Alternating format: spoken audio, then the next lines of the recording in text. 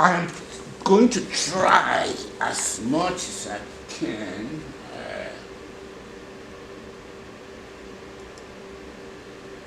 Emi oho erioko, emi oho erioko, aheriwa won para wa oho erioko, emi oho erioko, emi oho erioko, aheriwa won para wa oho erioko.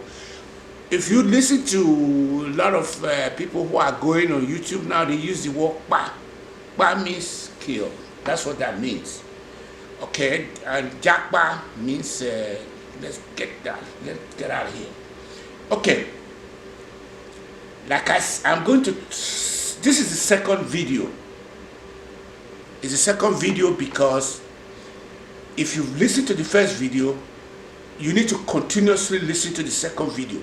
But in the terms of the what I may call the podcast side of things, that's not going to be a problem because it's going to be the recording is going to be continuous.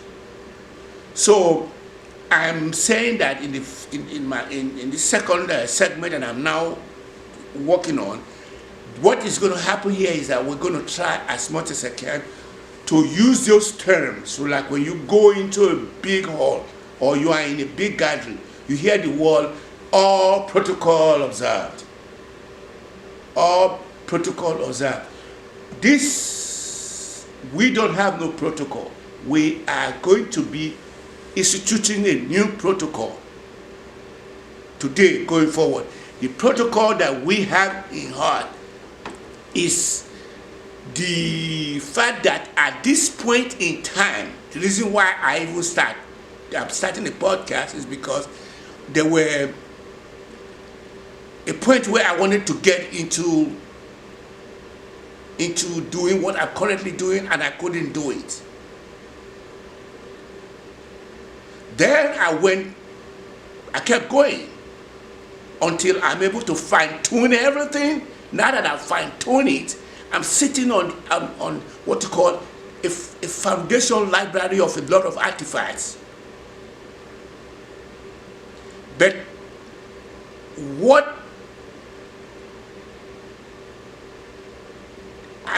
as I was sitting on those artifacts, I took some risk during the time the COVID-19 came in. I had opportunity of having a lot of fact that people were, matter of fact, America spent almost $6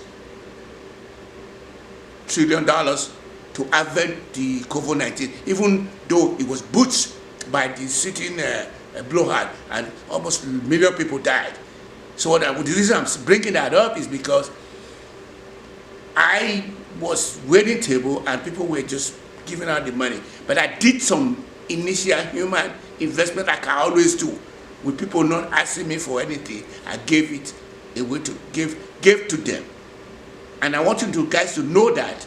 And that's very important because I am one of those people that give away when nobody asks me to give to them. And when you find somebody like that, they are sitting at the shoulder of Erede Nokpoko, yo, Ugieki, yo, the access gateway to Erede Nokpoko of Use, yo, because those predated Christianity, it did predated Islam, it did predated Buddha, it did predated Guadalupe, no matter what kind of God you have out there. So the reason why, so I have said that, I am going to say that I give when I'm not supposed to give. And at one point in time, I gave to those, I made that human investment. And when those, I did what you call, I gave the needs to the two people who were in the ligament at that point in time. I did not give them what they want. So when they came back in for more, I cut them off and said, I'm giving only for the need. That the little that I have now, if I can access it from you when I need it, I will give you some more. But I know I wasn't going to be able to access it. So the little money that I have, I sat on it, and I then have a 2-year period when the Ukraine annexation came on board. I knew everything was going to fall flat. Boom. I'm ahead of myself. Million miles ahead of me. I'm ahead of the ball game. There is nothing that I've ever predicted that has never come into reality. Even in the case of Nikki Haley, let's assume she doesn't win. This country will have lost. It's the same thing with Obi. Peter Obi lost in Nigeria election, and the country lost on him. I mean, there is a debate that was going on between the city governor and the guy who's trying to run for the future governorship.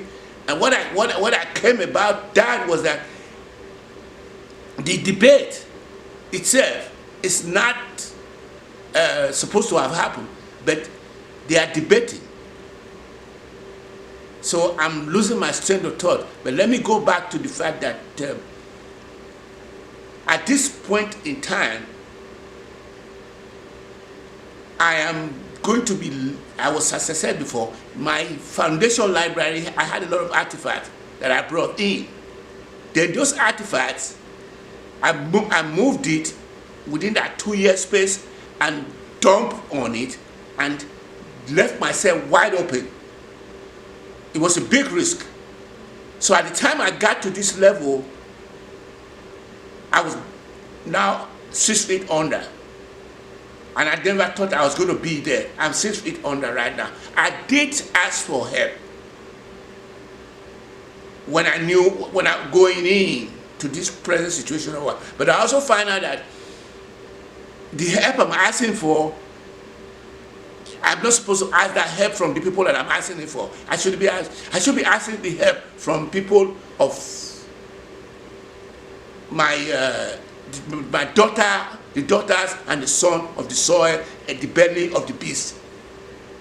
Those are the people that I have really, that me and them are connected at the hip from the time immemorial. And I don't want to bother them, just I didn't want to bother my close family too.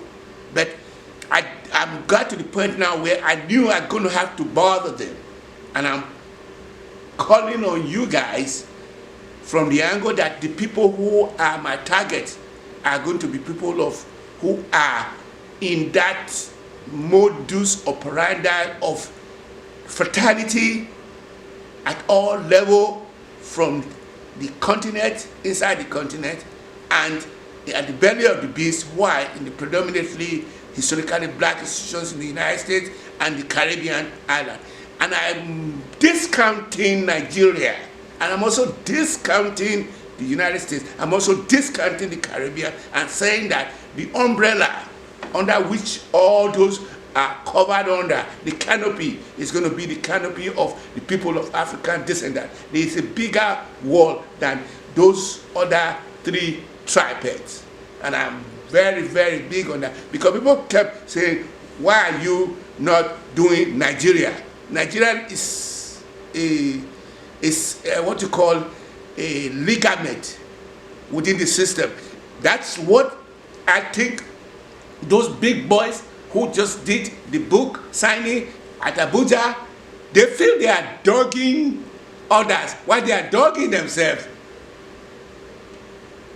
I understand the guys that just wrote the book. It's not the only thing I have about him from time immemorial, irrespective of whether they were saying, because even the issue that they were talking about him, that was saying that he was giving all the position to his own people.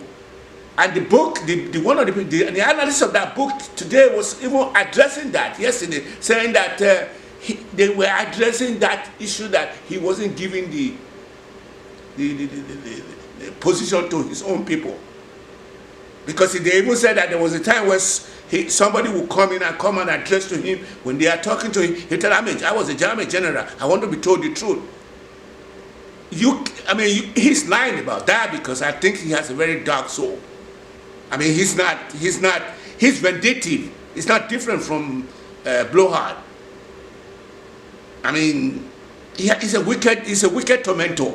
Let me put it. Then on the other contrary too, the guy that was sitting close to him, which is the current guy sitting there, which I define as square. The only thing I hold about him, irrespective of how they may have painted him throughout this election, and he was that, and they are now saying that he's giving the most of the power to his own people. I don't believe in all that. The only thing I knew about him is that there was a time when he did. He's not a smart cookie like Einstein. He's not a smart cookie. He's just like me. He's not a smart cookie at all. He's not smart. So what he did, he bamboons his way through the fact that he probably didn't. All those things they were talking about him during the election, they are not true. What articulated, brought up, whether his certificates, all those things they were talking about him, I don't believe it. What I do believe in is that he did finish school in the United States, and when he left here, the white people were putting bounty on his head and gave him $1 million by one of those Adherence consultant, Pricewaterhouse and Cooper. They put a bounty on his head and throw him back into the motherland. Since he was able to do what he has to do to be able to get to where he had got to, which is the definition of most idiots in this world, which is the definition of blowhard, definition of Jerobi, definition of Madu, people doing what they had to do to be able to, get to what they want to do, are not helping humanity out because you don't do what you have to do.